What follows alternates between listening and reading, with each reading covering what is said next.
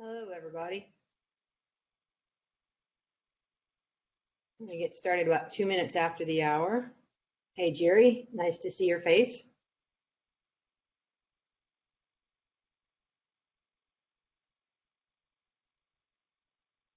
Hey, Jerry, can you hear me? I can see you, but I can't hear you. Can you hear me now? I can hear you now. Yeah. Perfect. Hello. Hi there. How are you doing? Thank you for coming, and thank you for answering all of my emails. And No problem. Thank you for having me here. yeah, well, no, it's good. Let's open up the Hacker MD meeting notes here. Go to URL. Hey, Felix, welcome. Please add your name. So I'm just typing and speaking out loud here. And those are the meeting notes. Jerry, you want to test sharing your screen if you have slides, or just so we make sure that you have a couple of slides. Yeah. Should I start sharing the screen right now? Let's just test it now, make sure that it works, because Blue Jean's been acting weird the past couple of days. Yeah, I can see your screen. That's good. Are you going to do any sort of a demo or anything? Yes, I've got demo and a couple of slides. Okay, cool. I've used those slides for the lunch and learn. I basically was deleting those slides because there were too many of them. All right. Well, perfect. Well, I'm going to take over sharing and just throw the if you can add your minutes there, and I'll add the minutes into the screen now. And then we know that works. And then share everything.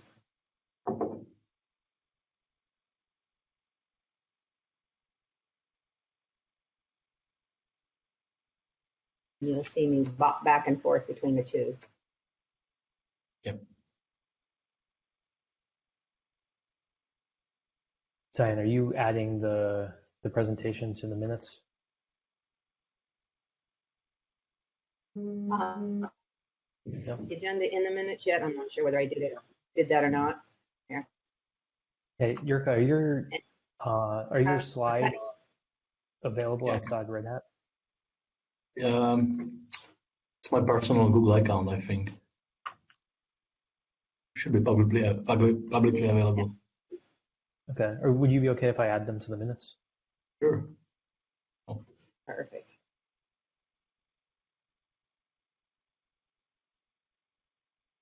I'm having a little bit of connectivity problem today, Matt. We've had a couple of windstorms. So if I go out, just take over for me. Okay. Same thing here. My router crashed last night, so I'm tethering through my phone right now. Oh, good. That's even worse. I'd do that. Hello, can you hear me? Yes, we can. And we're going to wait a couple minutes after the hour. Hey, Sharon, I'm going to unmute you. Welcome, Sharon. Yeah. Hello, good guys. To have you guys. Give everybody a few minutes. I put the link in the chat to the minutes. So if you can, and Tushar, say something. I'll tell you whether I can hear you or not. If you're talking, Tushar, I cannot hear you.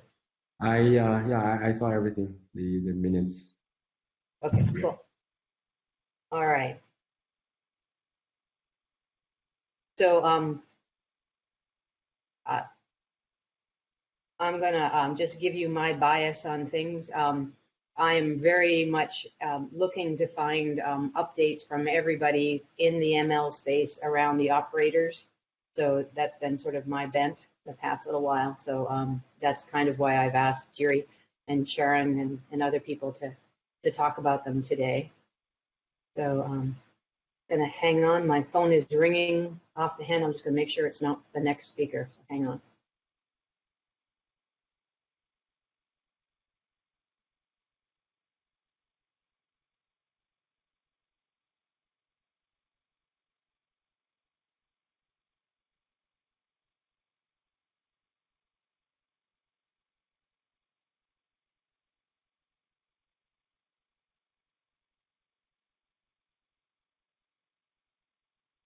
wasn't that.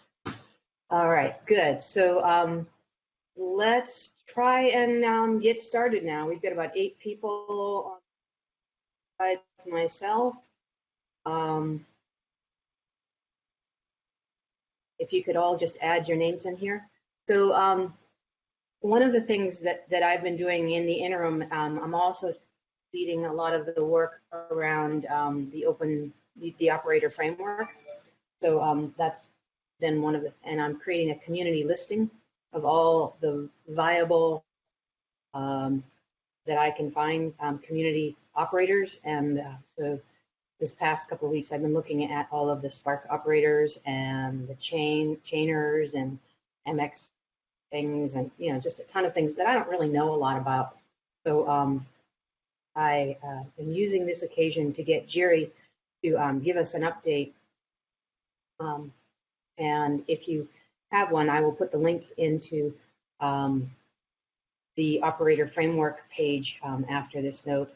And please join the Google group around operator frameworks and give us your feedback on it. And even if you're not using it, you don't have to be using the operator framework. You can have a Helm-based or an Ansible-based operator. We're happy with that too. I just am looking for feedback and looking to create a landing place for all of the operators that work on Kubernetes and on OpenShift too. With that, Matt, do you have any updates or anything quick that you want to do before we ask Jerry to start his talk on Spark? No, I just want to remind everybody we're here as a machine learning community, part of OpenShift. So OpenShift Commons sitting somewhat between the OpenShift community itself and enterprise users. So this is a good place for people to share experiences that they have about machine learning and how it runs on Kubernetes or ideally on OpenShift. So with that, I think we should hand it off to Jirka, who can give us a presentation and demonstration about some operators that are happening with the Apache Spark community. And I will apologize for calling him Jerry multiple times there. All right, so if you want to share your screen, Jirka, they will. Sure. Can you see my screen? Cool. Yes, we can now. There you go. Take it away. Awesome. Thank you, Dan. So my name is Jirka Kremser. I work for Red Hat on a team called radanalyticsio, and I'll be talking in the next 15 minutes about Spark operators and also a little bit about operators in general. Yeah, so here's a brief outline. I'm reusing this presentation from a different presentation I've already done. Hopefully it will be still relevant to our topic. So yeah, I'll describe what the operator pattern is, then describe the pros and cons between choosing configured maps or custom resources. Then I will compare 2 existing Spark operators. And yeah, let's do that. So I'm using this notation operator of X, where X means the system operator is managing. So in a way, it's a feature that extends Kubernetes core features, because Kubernetes is kind of mature these days, and operators is a way to extend it for your custom use case. Most of the time is used for deploying custom systems like Spark or others. It's a Kubernetes native application, meaning that it doesn't actually make any sense without Kubernetes because it's calling the Kubernetes APIs. It's an event-based system. It reacts on various events when those resources are created, updated, or deleted. And before, I think it was called also controllers. If you ever hit the name. There is a very simple example, because at the end it's a machine learning special interest group, so people don't know about operators. So at first, operator has to register itself. It has to say the Kubernetes API, hey, I'm here, I'm listening for custom resources of type X. Okay, Kubernetes server registered the request. Okay, and after some time, if there is a new resource in the Kubernetes server, it notifies the operator, and now it's responsibility of the operator to do something about it. So in our example, it starts to think, and after some hopefully short time, it will respond with some action. In our case, it's deploying the system X in N replicas, where the N could have been described in the resource representing the system X. Very high level description. And again, after some time, someone could have deleted that resource in the Kubernetes, and it's again responsibility of the operator to clean all the resources that were connected with the system X. So either pods, services, routes, replication controller, whatever it previously created, it should now clean. So in other words, it's managing the life cycle of system X in Kubernetes. That's what operators should. In comparison to something you may have heard about, for instance, OpenShift templates are similar in a way that it's also a deployment mechanism. Helm charts also it's the deployment mechanism, customizer, KSONet. But these are more tools that can operate with those YAMLs. Each tool has different strategy for the task. But in comparison with operators are more real-time based systems that are actually reacting on the fly on those events, and they are also part of the Kubernetes itself, handy agents that can do handy stuff. So what I mean by representation of X, normally these days it's a custom resource, because it's a way how you can extend Kubernetes for your own resources. So first you have to create custom resource definition, and then you're allowed to create resources of the type. So custom resource definition is a type, and custom resource is an instance of the type. But you can also use config maps for this use case. It's not originally my idea. I think Stringy was the first operator that have used it, Kafka operator. And it's a lightweight approach that can work in OpenShift environment, because you don't need cluster admin rights for this task. So here is an example of custom resource definition, custom resource, particularly for Spark operator.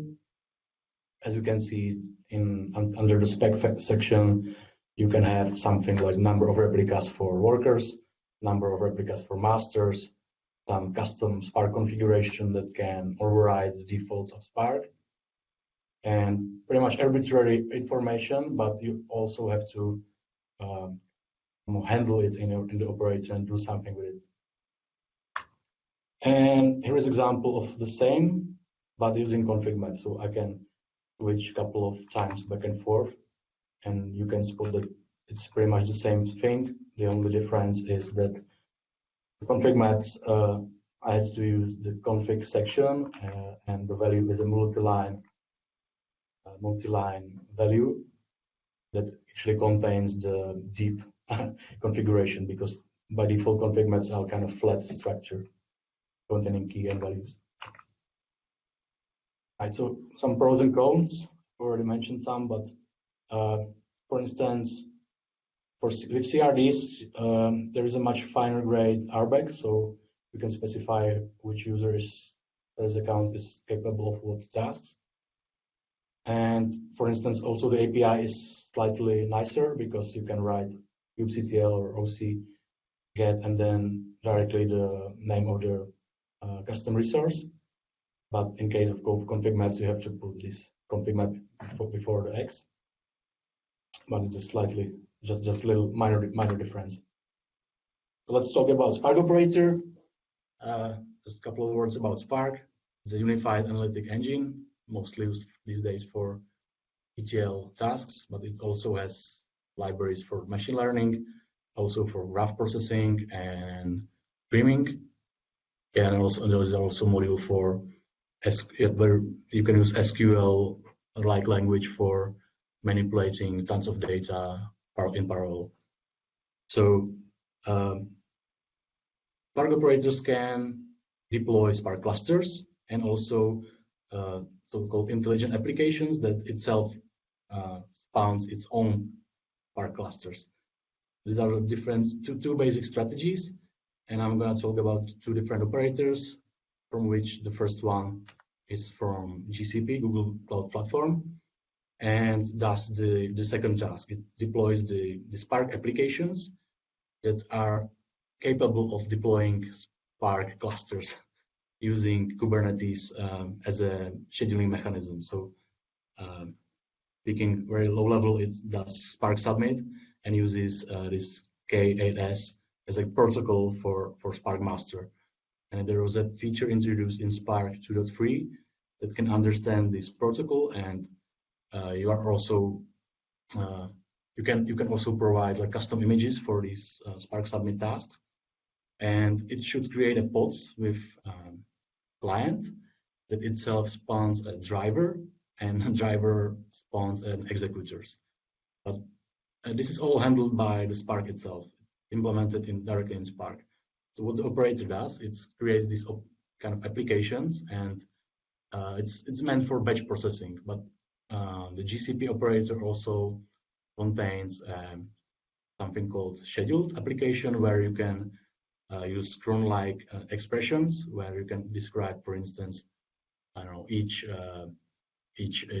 hour at midnight or each midnight around some tasks, for instance, you know, those batch processing that happens in a bank during night.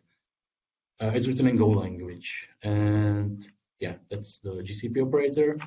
And I've also created one operator that's living in this repository, radanalyticsio Spark operator, and it does both. It deploys Spark clusters and also those Spark applications that can itself deploy Spark clusters.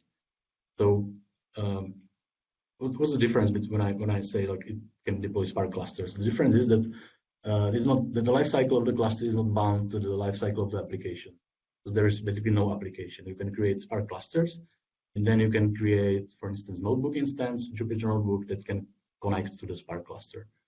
It doesn't necessarily has to use this new feature in Spark that can use Kubernetes as a scheduling mechanism. The huge difference is written in Java.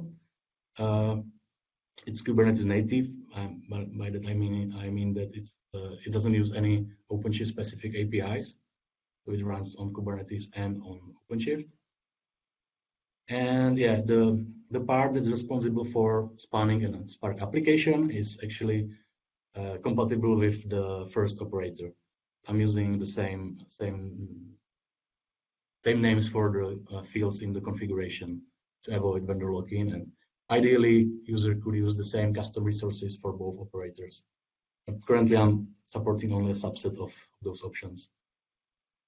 Right, so let's do a demo, and this is, by the way, my attempt to create transition from Spark logo to Kubernetes logo. So first I need to run my cluster up. I'm using some old version of OpenShift, but it's faster to use this version than the new one. So bear with me. I guess I'm running out of time, so I'll be quick.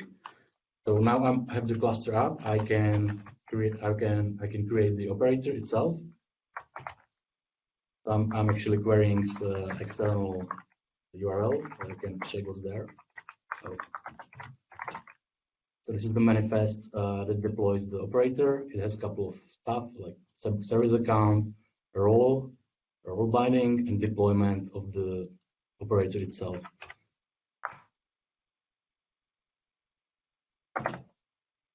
I run that and watch for the pods. That's it's creating a container, and within 2 seconds or 3 seconds it's there. And now there's an operator watching on config maps by default. So I can create a new config map of a given type or a given label. And if I do that, it should start deploying the cluster for me. So let's use this one. Can show how it looks like actually. It's a config map, and this is the label that should be here, and it's like it's something that tries to like provide some type for the config maps, not to watch on all config maps, but only on those with these labels.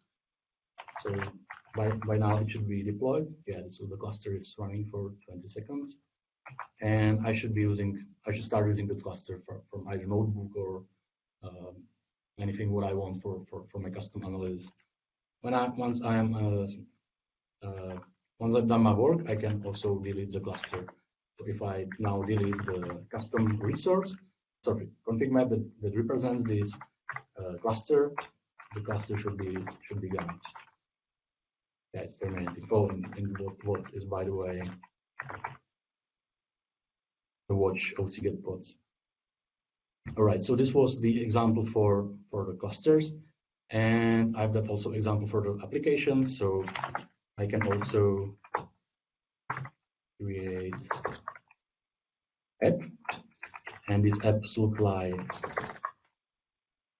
this. So there is a different kind called app, and it says deploy this image, and on that image, this file should be present, and run it as a Java application, and run actually this main class. It's a Spark examples is present in each Spark distribution. It's like main application used for Hello World purposes. So what it does right now, it uses the different approach. So also again watching the pods, running pods, it spawns this is the client, which itself created a driver, and the driver will be creating shortly the executor that does the right actual work. And if I will be watching logs of the driver, I should be able to see that it will Spark submits the application and got the results. But I think it should run for minutes or two. So if I'm out of time, I'm okay to finish right here. And I think this is a different point to mention, because these days everyone assumes that Go is the right language for writing the operators. I won't disagree. I think Go is perfect language for doing that because it's statically typed and it produces very small images. But I would argue that there is also a different topic or a different angle to see that. It's also the domain expertise. Like if the system X is written in language Y, maybe handy to preserve the knowledge with the same language. So for instance, Spark is written in Java/Scala. It may be good to use the same language for writing the operator for the system, because you may find the experts from the system X also to contribute to the operator. Yes, that was my point. And thank you for listening and watching. Yeah.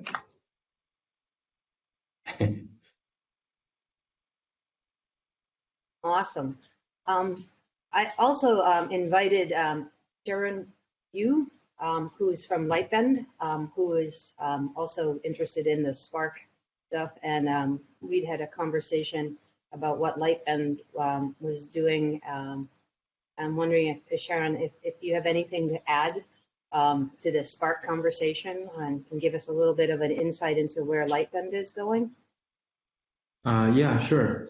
Thanks for the presentation. It was really nice. So at Lightbend, what we are planning to do is we are going to integrate the GCP Spark operator into our Lightbend offering. So I have a few questions regarding the Spark operator that you built.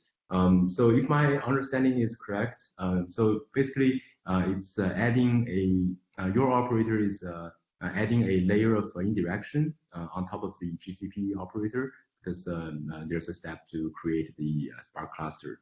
Is that right? No, it's sharing the description of the Spark application in order to be able to switch between those two. But I'm not using the GCP operator at all. Yeah, no, I'm not implying that you're using the GCP operator, but like conceptually is that so you are creating the Spark cluster, and then those pods are just running and staying there. And if you can, so if you launch a new Spark job, then they can just automatically use those resources. Yeah, exactly. It's for long-living clusters that are not deleted once the application is stopped. Okay, okay, yeah, but actually the GCP operator, I wouldn't say that it's used for batch applications, because you can also use it to launch um, streaming applications. As you said, it's basically just running Spark submit with a bunch of arguments.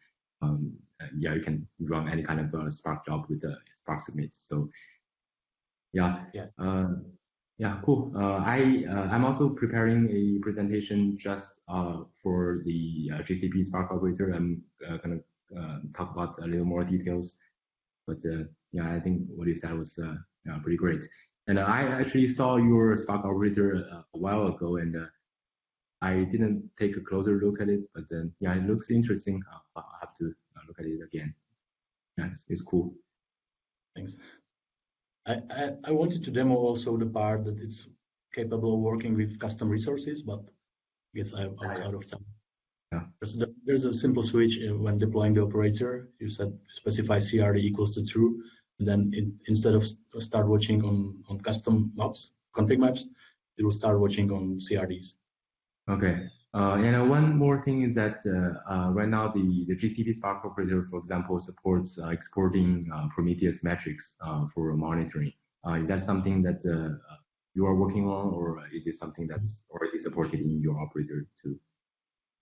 Those images are enabled with metrics, so it should be pretty easy, but it's not there yet. Okay. Yeah. Okay. But the end Prometheus will scrape the metrics from the pods, so. I haven't tried it, to be honest, but it should be there actually. I haven't tried it. Yeah. Right. Cool. I mean, what do you mean Prometheus? Like, is that just for the pod itself? I mean, because the Spark itself. Where do you get the Spark itself from? Like upstream, or is it a Spark? So, for example, for the GCP Spark operator, there are two kinds of metrics that are exported. The first kind is as you said, the metrics that are already supported by Spark itself. All of those metrics exported in the Spark driver and the executor pods. Those are exported, and on top of that, there's a set of application level metrics. For example, what are the how many Spark jobs are currently running, and how many jobs have already completed? What are jobs that are still waiting to be started, that are to be scheduled, things like that. So higher level metrics. And that's something that the Spark operator, the GCP Spark operator exports? Yeah. Okay. Interesting. Yeah. So then in my presentation, I'm gonna talk a little bit more about the GCP Spark operator. But overall, it's very interesting, but also conceptually very simple. But that's what I like about it. And with respect to the metrics, if I recall correctly, we had support for Jolokia. That's something that exposes JMX metrics from Java application as a REST service, and then Prometheus was able to scrape those metrics. I think there were two guys representing this idea on Spark Summit. I think they had set up with those images, like how to set up Prometheus next to Spark with our Spark images. But to be honest, I haven't tried it with the operator. So. Thanks. Hi, this is Guillaume speaking from Laval University. I have a small question for you. You mentioned very briefly Jupyter, and in our use case, what we want to do is, we are spinning Jupyter environments on demand for our researchers, and this is something that we discussed with Matt, I think, when we met at the last Red Hat Summit. We want to spawn Spark environment exactly at the same time and directly bind it to the Jupyter notebook. Initially, we had this approach we tried to make it work with Oshinko. Now that there are operators that are very close in terms of how it should work, which way do you think this would go? Is Oshinko going to be dead because everything goes down to operators, or what would be the path to take from now on? I may be biased because I work mostly on operator, but I think our strategy is to switch to operator also from the Oshinko. So Oshinko in future versions should use these operators. So I would definitely go with operator. Okay, and in our use case, from the scripts that we use directly inside Jupyter Hub to spin the notebooks directly in their own pods, we could call directly the operators to spin the Spark environment at the same time and do all the bindings and everything. Should it work like this? Yeah, it should definitely work. And there's actually a team in Red Hat that does the pretty same thing. They call it Open Data Hub, and they use this operator and they create config maps for creating new Spark clusters. And they've got Jupyter Hub in the system, and they connect those two together. But it's definitely doable. It should work. I had idea to also add notebooks in the operator, but I didn't want to complicate the operator with kind of irrelevant stuff, because I like the idea that it does one thing well, rather than if I do that, like which notebook should be the right one? Zeppelin, Jupyter, Spark notebook. There are multiple vendors. In ideal world, you could have operator also for Jupyter, and those operators could fit into those open operator lifecycle management tool that's developed in Red Hat, like meta operator of operators, where you can describe that your operator requires other custom resources. So you can kind of assume that the Spark operator would require other operators for handling the Jupyter notebooks, or creating a higher level one that will require those two lower level ones. Okay, thank you. Are there any other comments or questions on the Spark operators? And thanks again, Dirk, for coming in at 6 p.m. In your time. You're based in Brno, I believe, in the Czech Republic. So, hey, thank you. No problem. Thanks for having me here. Yeah. We do have another guest speaker lined up today. And Kyle, you want to try setting up there? And he was going to talk about using Ceph as a data source for ML on OpenShift, and hinting that might have a Spark operator component to it, but I'm not sure. So I'll let Kyle share his screen and walk us through that now. Hi, everybody. Thanks for having me. Can you hear me fine and see? Yep. Okay, cool. So one of the things, I work on the storage view, primarily on Ceph, but I've been working a lot with kind of big data applications over the last half. And obviously we're interested in the intersection of Ceph object storage and radanalytics and OpenShift and that sort of stuff. So one of the things I've been recently working on is kind of building together almost like a tutorial for experiencing Ceph object storage and learning how you can use Ceph object storage with some of the tools that are coming out of radanalytics. So if you're interested, you can do this on your own time too, by just kind of cloning this repo that I have here. Really kind of called together in this last week, so it's improving. It runs all in OpenShift, and kind of the idea is there's kind of like a micro Ceph called Ceph Nano, and I have kind of a configuration here that'll create a set of credentials and use OpenShift secrets to store those credentials, and then create kind of a stateful set running like a single pod Ceph cluster effectively. That's just just described here. And during the bootstrap process of that Ceph Nano stateful set, it will use the credentials from the secrets to kind of create an additional set of users. So I have right here in my mini shift running on my desktop here, a Ceph cluster consisting of one pod. In a more kind of robust environment, there's the work around, a Ceph operator using Rook, and you'd probably want to do that in kind of a real environment if you wanted to be running a more production grade Ceph cluster inside of OpenShift. But that's still very much pioneering work as well. But really kind of the goal is to be able to use Ceph object storage just like you would use or on-prem. You use Ceph object storage just like you would use Amazon S3.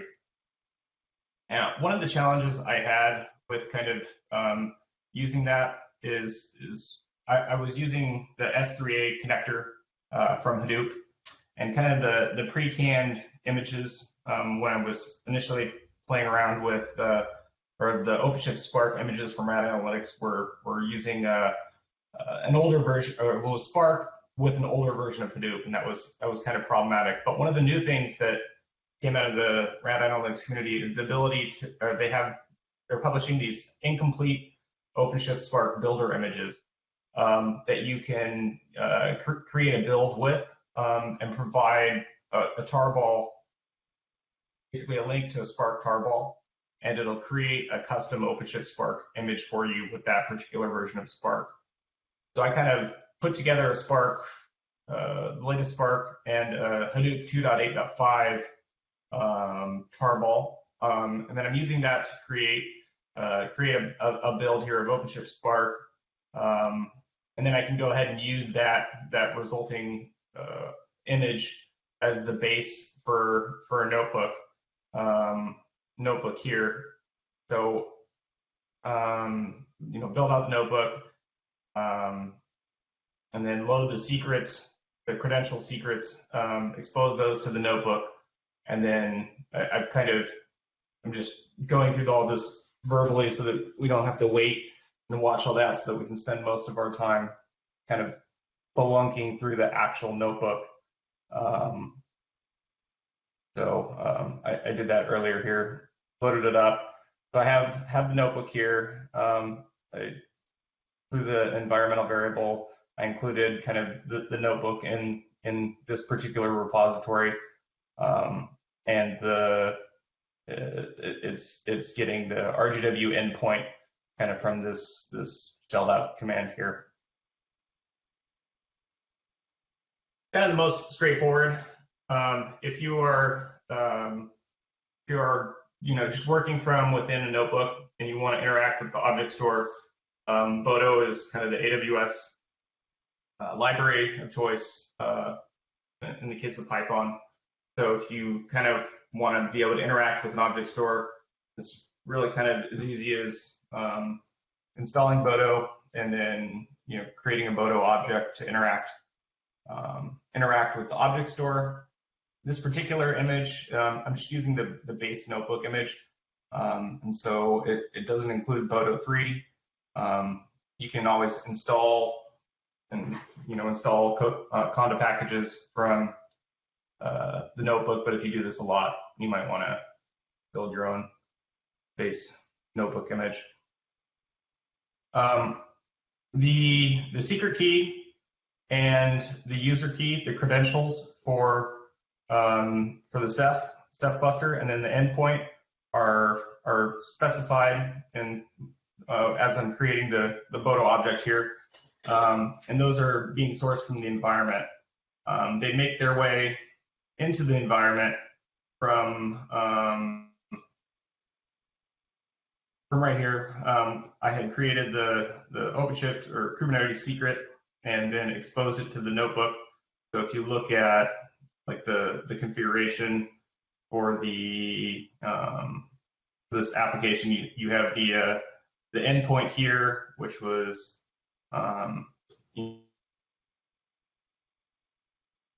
being passed to the new app command line, and then the secret or the user key and secret key are coming from OpenShift secret and being exported to that environmental variable inside the pod.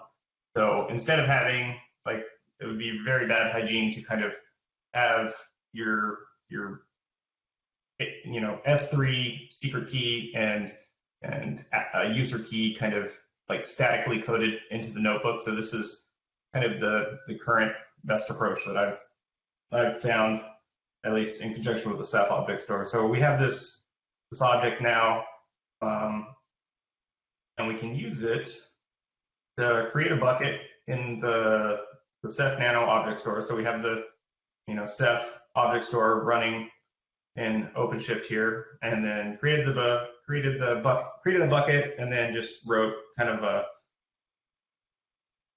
dummy object into that bucket, and then listed the contents of that bucket. So we can see that there. Now that's all fine and well, but if you're using Bodo just within the confines of the notebook, that's obviously not a particularly scalable approach, depending on what you're doing.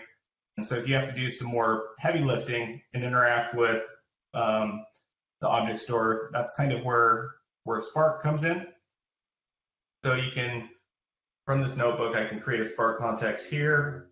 Of course, it's just talking to the, it's running Spark locally within the pod that's running the notebook. This could, be like a cluster you provision with the Oshinko, or like a Spark operator, I suppose. I'm not particularly familiar with that yet, so I'll have to learn more about that. And then with S3A, you have to set, there's a number of things you need to set, similar to as you had to set with Bodo. Again, we're setting the endpoint and then the credentials here, but we're also telling it to use path style access. Kind of by default, the AWS Java SDK is going to try to use like the CNAME notation for accessing the S3 API, which means you need to kind of have a bunch of DNS plumbing set up that in the case of the Ceph Nano running in OpenShift, we don't have. So instead of using kind of bucket.endpoint / object name, we're going to use endpoint /bucket / object. That's what path style access sets true does. And Ceph Nano is not configured to do TLS, so we're just setting that false as well. If you had kind of a real proper setup Ceph cluster in your local environment that's available to OpenShift, you would, of course, not have to set those two things. So we'll go ahead and set them. And then that same object that we wrote with Bodo, we can read in the data frame using Spark, and by extension the S3A file system client from Hadoop Common.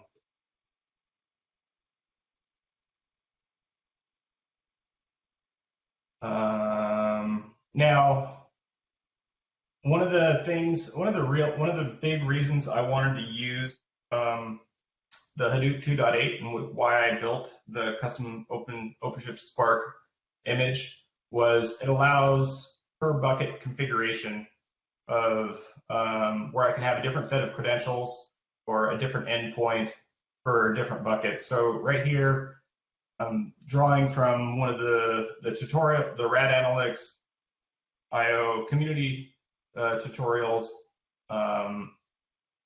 They have some data that they've made available in an Amazon S3 bucket, kind of showing how you can interact from the same context with data both in the public cloud and the private cloud, or public object store, private object store. Here I'm saying that the bucket radanalytics-data has a different endpoint than the default that I set here. And that endpoint is Amazon S3 proper, so S3.Amazon AWS. And instead of using kind of the credentials that we configured for Ceph and are coming into the environment through the secrets, we're going to use the anonymous credentials provider because the the object assets that we're going to interact with are set publicly readable. And then we can use S3A, and in this case, it's going to talk to S3 instead of Ceph Nano, and load into a data frame a Parquet file that's in that radanalytics data bucket in Amazon. And once that's read in, kind of showing the power, what you can do here is you can write it back out. You can write that Parquet file back out to the Ceph Nano, local object store, right here, running right here in my AnyShift environment. So it very much is you have this kind of same operational modalities between using Ceph as an object store and then Amazon S3. So if developers are used to having the experience in the public cloud and you want to replicate that private type environment, it's really relatively seamless for them to experience. Here there's another bucket of mine called BD dist. I'm doing the same thing I did up here with the radanalytics. Here to that bucket to be pointing to Amazon, and I'm again using the credentials provider. And we have a trip report, a tab separated value, where at Red Hat we have, this is actually from Sherard's Data Hub team, the trip report is like a sanitized version of the reports that customers provide after a trip. And one of the things they do with it, and this notebook has further on down, is doing sentiment analysis, building a model, training it, and then saving that model. And so this is kind of the data that we're sourcing there. So this is what this command does, is it's reading the sample data out of the bucket that's in Amazon. I can go away so I can read it. So it's reading the data, out of the bucket in Amazon, and then turning in CSV and turning it right around and then writing it into the Ceph Nano, running in our cluster, so that it kind of an example of almost like an ETL, except it's the same format. You can do something similar where here, you can read a CSV file in from Amazon S3 and then write it out to your Ceph cluster in a different format like Parquet, kind of all in one little neat command there. So that's kind of fun. An example of taking the radanalytics, building on the radanalytics tutorial they had available. Kind of, you can show the schema going back to the data frame 1, which was this end of day kind of ticker data here. You can kind of count it, or you could register the table. If a lot of data folks that are analyzing data are familiar with using SQL, so they just want to use raw SQL and are less familiar with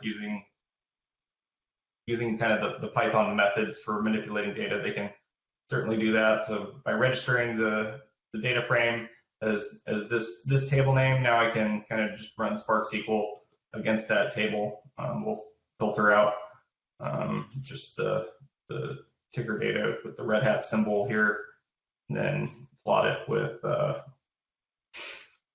matplotlib. And this is all from the radanalytics example.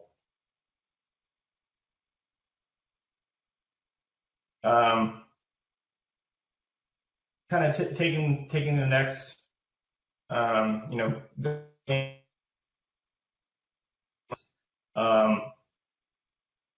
of the things that the Data Hub team, Sherard and company, were doing were analyzing data that was stored in their local Ceph object store. So, this Ceph bucket and Ceph Nano, I can kind of load the sample data set into a data frame. And luckily I already installed those in the kernel, so those are good. Load into the data frame this tab separated data, and this is coming from the Ceph Nano. It's stored in there versus Amazon S3, and you don't have to worry about PVs or moving data around there because it's in the object store. So if your post goes away, the data's still there. And the same is true like after at the end of this notebook.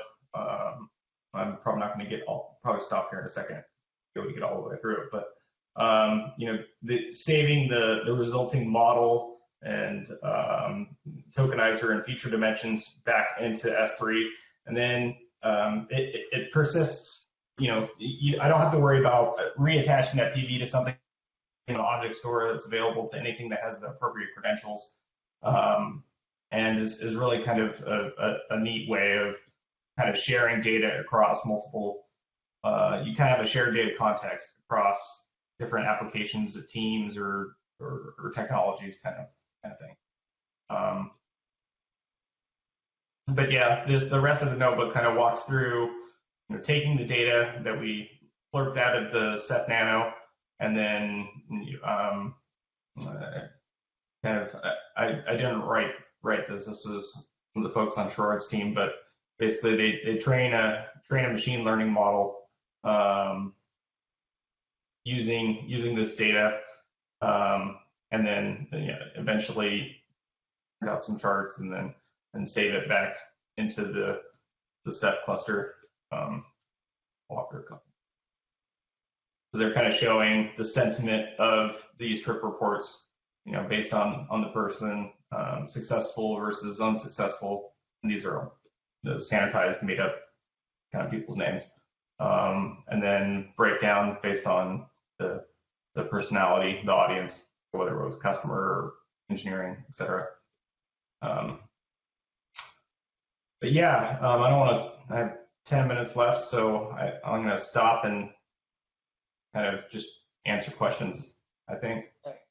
First question, this is great, but I don't think my thick skull could absorb everything. Can you put a reference so that I can go back and look at it and kind of follow along at a slower pace?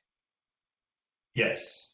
I'll send the link to GitHub repo into the chat, and then I'll save it into the SIG meeting notes also. So that that'd be great. It's great, by the way. Tushar. Yeah, thanks. Yeah, I recognize your voice, Tushar. You can't hide from me. Yeah. Sorry, you can try to stay off video, but no. Thank you very much, Kyle, for this. Yeah, I think a wee bit of it went over my head as well, but that's to be expected sometimes when the ML stuff comes up. The Jupyter stuff I'm familiar with, but setting it all up is another thing. Are there any other questions for Kyle on this call? Anybody thinking of using it or already used this?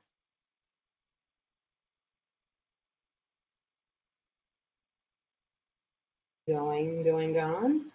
All right. I think you might have bamboozled a lot of people here, Kyle. But it was good, and it was Spark related, so it did fit with the theme of today's meeting. So thank you. I'm, as always, looking for other things that you guys want to talk about at the next meeting here. And as well, there will be a contingent of people from Red Hat at the upcoming ODSC West in San Francisco. I think that is like November 1st and 2nd, 31st, 1st and 2nd October. It might be Halloween is the date, the first part of it is. So some of us will be there, not myself this time, but if you're there, maybe we could meet up informally. And there's going to be a meetup on the evening of November 2nd at ODSC, which a few Red Hatters, it's going to be, they do this as part of ODSC. There's always an external, non-registered people can come to it too. So if you're in the Bay Area, I know there'll be a couple of folks from Red Hat and from the ML group speaking there. So I will send a note around once I have their abstracts and the time and date and location of that to the mailing list. So if that's, is there any final words, Matt, that you want to add, or any topics people want to suggest for the next time? No, nothing specific for me. Just thank you again, Jirka and Kyle. I think the two of those were good examples of how you can actually access storage for doing your ML processing. Thank you, Kyle. And then some of the tools that you can use for that processing. Thank you, Jirka. So nothing else from me. So I'll just add, it's probably going to take me a couple of days to get the video uploaded because it is Canadian Thanksgiving this weekend, and things are a little crazy. So probably Tuesday morning or late Monday, it'll be up.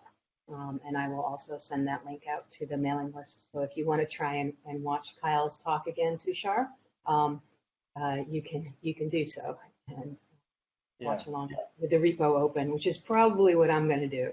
So thanks again, Jirka and Kyle. We're really thrilled to have that content captured and to be able to try and use it ourselves. Sharon, thanks for joining us. We look forward to seeing your talk on the GCP Spark as well, maybe a deeper dive. Thanks for having me. That would be great. Yeah. Cool. All right, everybody. Have 5 minutes back and take care all. Thank you. Bye. Bye.